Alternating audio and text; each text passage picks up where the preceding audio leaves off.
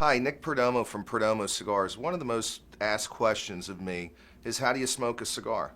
Well, the first thing is that you have to find a reputable retailer that stores cigars in a correct fashion with the proper humidity and temperature. So always go and find a very good cigar retailer. Like, for example, here at Famous Cigars, where if you look at their warehouses, everything is climatically and humidity controlled.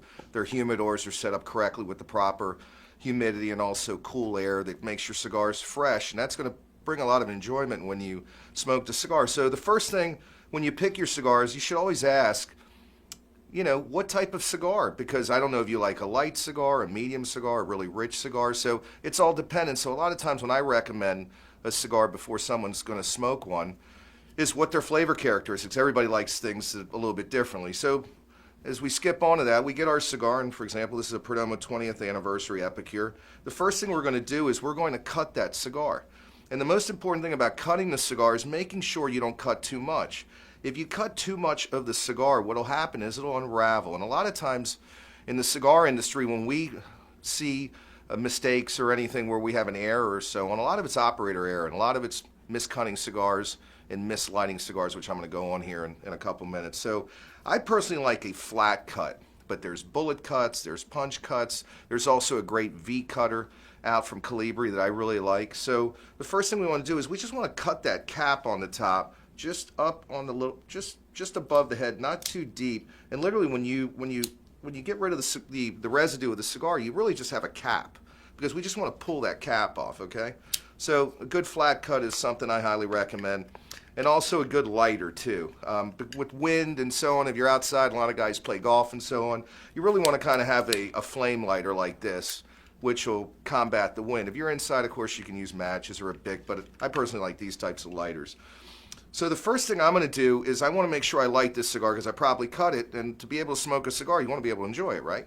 So the first thing I'm going to do is I'm going to take my band, and I've done this before with the cigar advisor, and I'm going to take a band and I'm going to make a segue or a marking. So the first thing I'm going to do is I'm going to take this particular cigar. It's got our company logo, and what I want to do is I want to toast a foot. The reason I want to toast a foot is I want that wrapper to seal into the binder, and the binder is basically the leaf underneath the wrapper. The reason I want it is because I want it to be nice and tight, so when I smoke it, nothing peels away, and the cigar will actually burn more properly. And this is going to take an extra 10 seconds, but if you do this, I promise you, you're going to enjoy the cigar much better. So the first thing I'm going to do is I'm going to take the lighter, and I'm actually not going to have the light touch. It's basically the heat above the lighter. If you can see, you'll see it start lighting up, and I have a little black ring, and I'm just going to keep turning the cigar till I'm just charring it, but I'm not using the flame. I'm not burning the cigar. I'm actually taking the heat, and I'm going to keep turning it till I got it all the way up to the top of my band. I'm going to blow on it, and when I look, I'm going to have a nice tight carbon line around that cigar, which means that my wrapper sealed into my binder.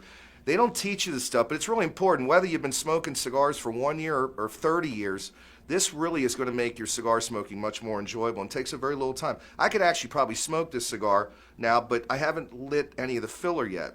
But I'm not going to scorch the filler. If you see people doing this, they're basically taking the flavor characteristics of the cigar and they're actually burning it and singeing it.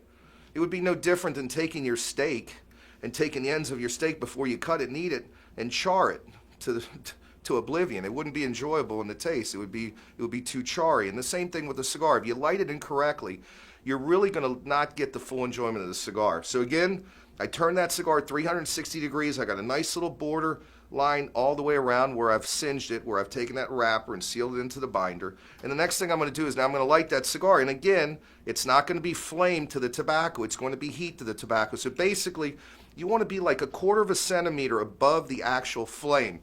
That is actually the hottest part. It's not the flame. It's just above the flame where the heat actually concentrates. So I'm going to take the top of my cigar, I'm going to put it in my mouth, and I'm going to light underneath. You see the flame? That's actually the heat rising up and singeing the filler. So what's happening is my filler is heated up and it's going to start burning, but naturally, not with actual fire, but with the heat. So I got that part up. The next thing I'm going to do is I'm going to turn that cigar, 1/4 turn. Same thing, 1/4 turn. Back another 1/4 turn. So I'm to the top. If you notice, when I blow here, My ash is completely white all the way around, and my wrapper is completely sealed and right into the binder and into the filler where I'm going to be able to enjoy my cigar. And you don't see any char marks like you would see with a lot of people trying to look like they're roasting their cigar, like almost like a marshmallow. That's not what it's about. So with the proper cutting and the proper lighting, this particular cigar, depending on conversation, the amount of drink we're going to have and so on, because cigars are celebratory, should take me about 90 minutes to smoke this cigar. But I'm going to have 90 minutes of great enjoyment. And basically, when you want to smoke a cigar, people ask me, how long should you puff on it? I think the correct answer is any way you want. But in reality, you want to take a puff once every 30 to 45 seconds. This is a natural product. It's only tobacco and water that we use in here. So periodically, you might have to relight the cigar if you have a long conversation. It's totally natural. There's no accelerators in the cigars or nothing like that. So the correct way to smoke a cigar, outside of the proper way I told you to cut and light it, is really to enjoy the cigar. So one of the other frequently asked questions while you're smoking a cigar is whether you should take the band off. And I always say never take the band off. And there's a couple reasons why. The first reason is when the operator, the banding girl, puts the actual band on, we use a fruit pectin. And because it's a pectin and adhesive, some of that adhesive will touch the actual wrapper leaf. So what happens is if you pull that band off, sometimes a piece of that wrapper comes right with it, and you destroy the smoking experience completely. One of the worst things that happens is something you might not ever even see, which is basically you produce fine little stress cracks on this wrapper. You got to remember, this is like an onion skin. The roller stretches that wrapper out as much as possible so we can get some oil up on there and the sheen and the prettiness, because it's the dress of the actual cigar. So what happens is if you pull that band off, you might not see anything crack, but all of a sudden, as that barrel starts heating up, as you start smoking that cigar, you'll start seeing little splits.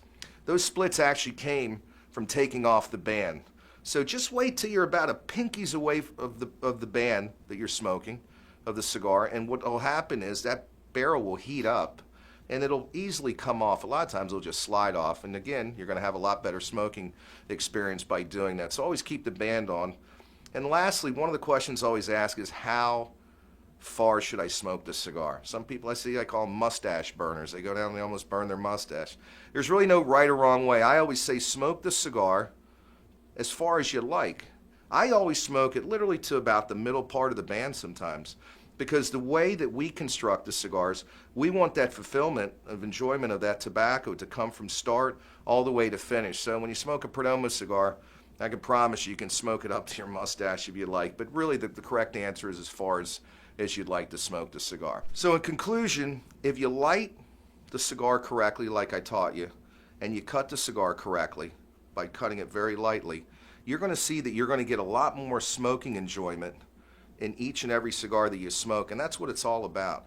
So keep listening to the Cigar Advisor, and this is Nick Perdomo. Thanks for listening.